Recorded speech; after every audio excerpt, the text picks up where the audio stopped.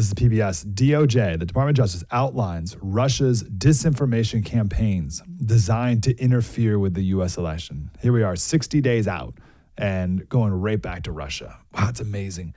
And they'll get away with it because Russia's a scary enough sounding word still to people that we just like believe it. Okay, that is different than, I believe, maybe there's some connection, I don't know, but between what happened with Tenet Media. Fill us in on Tenet Media. Well, I'll tell you my experience. There's somebody called Lauren Chen who reached out to me about a year and a half ago with a very nice offer to make content for this new media platform called Tenet. And I thought, oh, okay, that's a nice chunk of change.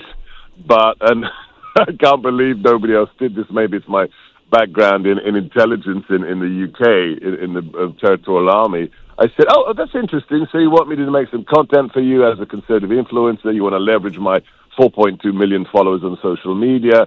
Okay, who's the backer? Who's funding this new platform? And I kept bugging her, and she wouldn't tell me. And then she gave me 3 names.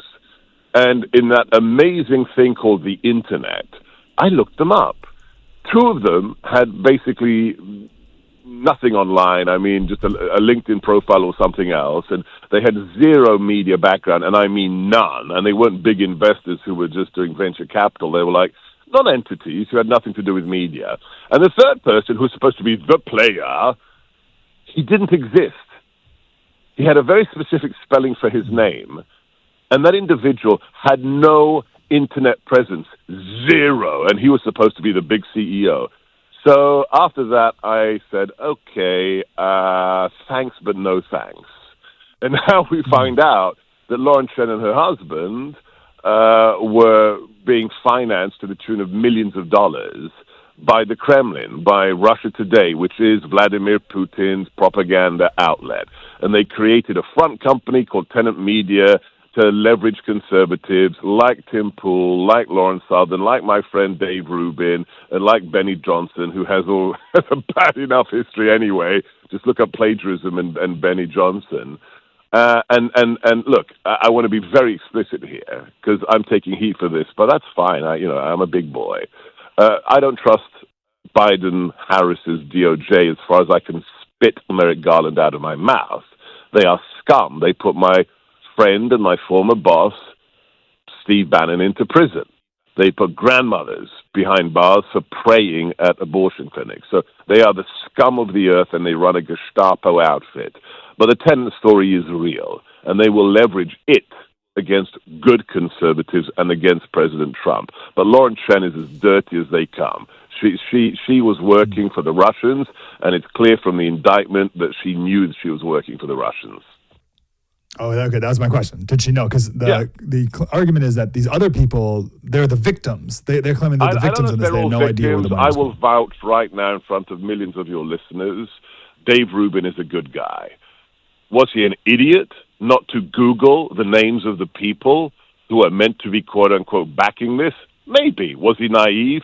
Tim Pool, was he very greedy to say, I need $5 million to do a 1-hour podcast every week for you? I mean, seriously, if somebody walked up to you, Mike, and said, hey, somebody you've never heard of wants to give you $5 million for an hour's work every week, would you say, oh, yeah, that's great, start sending me the money? Or would you say, hang on a second, who wants to pay me over the market rate for a platform that nobody watches? And then Tim Pool does on and I played it yesterday, he does this whole segment on how Ukraine is America's greatest enemy. Are you literally smoking Hunter Biden's crack pipe, or do you know you're working for the Kremlin? Ukraine is many things, and corrupt is one of them. And it's also a nation that was invaded by Russia. But to say it's a greater threat to America than, China, Iran, ISIS, or the Democrat Party, you're either an idiot or you're a willing tool of Vladimir Putin. Wake up, Tim Pool. Wake up. So what do we, the average person who's going to work right now today who doesn't live in this conservative media world, right? They're not like, who do we trust? Oh, great question. What is your advice on how we find people we can actually trust? Great question. So I always tell people, don't look at the masthead, don't look at the organization, look at individuals. I give a lot of advice to, young professionals who want to get involved in national security or politics. And I say, number one, read books, okay? Put that stinking phone down for at least an hour a day and read a book, preferably by a dead white guy, okay? That'll improve your brain immeasurably. But when it comes to actual sources of current information, look at individuals who have proven themselves over years or decades, okay? And if there are a lot of them at one institution, the institution may be okay. But if, Molly Hemingway has been doing great things for years, listen to her, follow her. If VDH has been right on every issue for 40 years, trust VDH. If Matt Boyle knows more about DC politics than anyone else, read his articles. So whether it's John Solomon, Sarah Carter, Dan Bongino, Greg Jarrett. Here's a cheat sheet. Any of my guests, any of your guests, right? Trust the people that have proven themselves over years. And if a lot of them hang out at the same place, you can say, okay, I trust them too. If Breitbart, has got lots of people like Matt Boyle, you can trust Breitbart guys. But don't look. I can't stand this when a follower of mine DMs me and said, hey, my cousin's brother-in-law's sister heard that there are, black helicopters about to kidnap us all. And I said, really? That's a source? Your brother's sister's cousin's boyfriend? I mean, number one, in intelligence and life, sources. And if Lauren Chen can't tell you who's backing her, except to give you a fake name of somebody who doesn't exist, run. Lauren Southern didn't run. I like her, but seriously, Lauren, you couldn't work out that you were being used? Tim Pool said, I'll do it for $5 million. Really? I mean, come on. Benny Johnson, who hasn't, refused a paycheck from anyone since he worked for, the Daily Beast, where he was caught plagiarizing. Guys, wake up and smell the coffee grinds. Let's go to the one of the chief of staff, one of the top people in the governor's office of New York, who is an actual Chinese agent. Again, I love it. The little details. I saw yesterday, and they rolled up to her house, and she was going to be arrested for being a Chinese asset, and she's the chief of staff of the governor of New York. And the little, buried lead rolled up to her $2.3 million home. And I'm going, hang on a second. How does a bureaucrat have a $2.3 million home? I'm pretty well off. I don't live in a $2.3 million home, and I'm not a bureaucrat. So it's like, duh, of course she's a bloody spy. So I skimmed the indictment because I'm curious, what did China get out of this, right? So you got this agent who worked her way up all the way to work at the chief of staff's office of Hochul and Cuomo. Yeah. So it seems like they got any positive mention of Taiwan gone. Well, like she was able to nix all of that. In and of itself, that's worth it for them. That's worth a decade's worth of investment. Just for that, it pays off. Totally. Just that alone. Think about Dianne Feinstein. I mean, I love this. Nobody talks about this. Dianne Feinstein's chauffeur for 19 years was a Chinese spy. Her chauffeur. Chauffeur. I mean, where do you feel more comfortable to talk about things privately? Yes. In your car. Yes. Right? One of the most powerful politicians in America for almost 2 stinking decades has our enemy in her car listening to everything she's doing.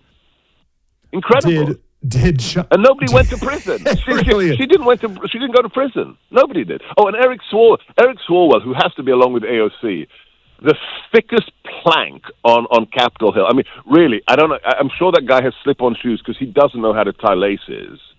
And this guy is a nobody cretin local councilman in California. And he gets in bed with Fang Fang and has sex with her, and she helps him raise money. and then she pumps him all the way to Congress, where he sits on committees, where he's reading top secret classified information. And he's the only person in America. I've challenged him many times. It's so weird. I think you can say this sentence right now. Mike Slater, will you repeat after me? I have never had sex with a Chinese spy. Can you say that now? That's I would say it in front of my wife. I'd say that. That is a true sentence. Say it. I've never had sexual relations with a Chinese spy. Okay, Eric Swalwell can't say that, and he's still on those committees. Yeah. Think of the benefits to China. You honeypotted a moron 12 years ago, and now he's got access to the most secret material in America. Wow. Yeah. Do you think? Okay, back to Dianne Feinstein. Yeah.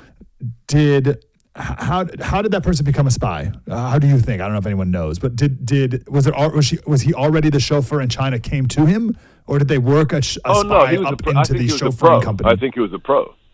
Yeah, he was a guy with a legend who was, given a completely false identity, and then they just positioned him through, other cutouts, other people, recommendations, references, and they placed him. No way. And he became the chauffeur. Dianne Feinstein for 19 years, Mike. 19 years. I can't believe this guy actually made it into her car as she's on the phone with other senators being driven from point A to point B. Every day. Can you imagine the data dump just from a week? Just from 1 week, not 19 years. 1 week, the data dump. Wow, that's amazing. Yeah. Okay, so so let's finish up this chief of staff person. Yeah. So the cutting out anything for Taiwan, right? And then encouraging the governor to say wonderful things about how China is helping us fight COVID in New York. This is when people need to go to prison. I mean, really, you've got the biggest attack on America ever. It's bigger than Pearl Harbor. It's bigger than 9/11. And it comes out of our only strategic enemy, China. And then you are wittingly or unwittingly helping the nation, the only communist dictatorship in the world of its size. You're helping them look good as Americans are dying from the disease that came from the only level 4 military biodefense lab in Wuhan in China. I mean, that's like, even if it's just dereliction of duty and being an idiot, you should go to prison for a couple of years. Mm. It's like somebody making Japan look good after Pearl Harbor. I mean, there's got to be consequences for that.